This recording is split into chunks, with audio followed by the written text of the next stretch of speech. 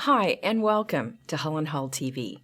I'm Dana O'Brien, and I'm joined by Ian Hull and Suzana Popovic-Montag, partners at Hull and Hull LLP, an innovative law firm that practices exclusively in estate, trust, and capacity litigation. Here at Hull and Hull TV, we're exploring the issues around estate planning that affect you. Ian and Suzana, every year thousands of consumers create their own wills, powers of attorney, and other estate planning documents with do-it-yourself estate planning kits. Suzana, what kind of kits are out there? Well, as you just mentioned, Dana, there are, of course, the wills kits, the power of attorneys, both for personal care and finances. We've seen joint account and joint asset planning kits out on the market as well, and even trust documentation. So a lot of stuff ranging in prices from being absolutely free up until some nominal amount right up to being quite significantly expensive. Are more people doing it on their own?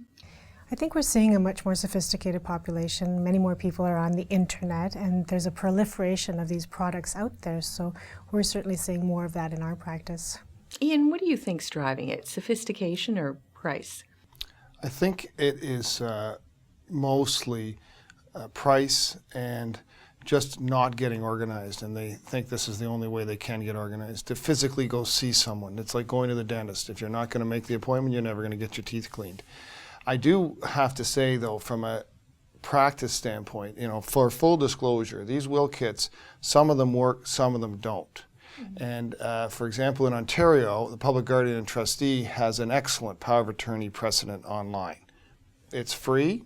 Now, whether it's being used properly, there's a whole bunch of consequences, whether it's signed properly and all of that, but the document itself is strong. As Suzana mentioned, there's a company out there called jointassets.com. It's an excellent product, used properly. So it's not like the internet is full of garbage. It is just full of a lot of stuff that you need to be careful to filter through. So be selective. Are there benefits and drawbacks, though? Well, I think one of the benefits is, of course, if you are in an urgent situation and you need a power of attorney, and if you're in Ontario, you have an access to that solution and that you can go maybe seek advice after. It's the emergency moment. Mm-hmm. But on balance, they are a disaster. And they are a disaster from two standpoints. One is that the document itself you are creating has been created over 600 years of drafting. And there are legal consequences to the words that you may or may not understand. So the draft that you use may not have the intended consequences. And second of all, in many, many provinces and throughout the U.S., there are specific rules that tie to the signing of it, and that document is invalid if it's not properly signed. So those are the sorts of things that what you've done is just create more trouble than it's worth. Suzana, do you find that you're in a position dealing with clients having to sort out some of these estate planning kits? Well, we always say that it's one of our best sellers, in fact, because of course, we only see the ones that go bad, but as Ian pointed out, there certainly are ones that are reputable, that if they're properly executed, properly implemented, they can be very effective.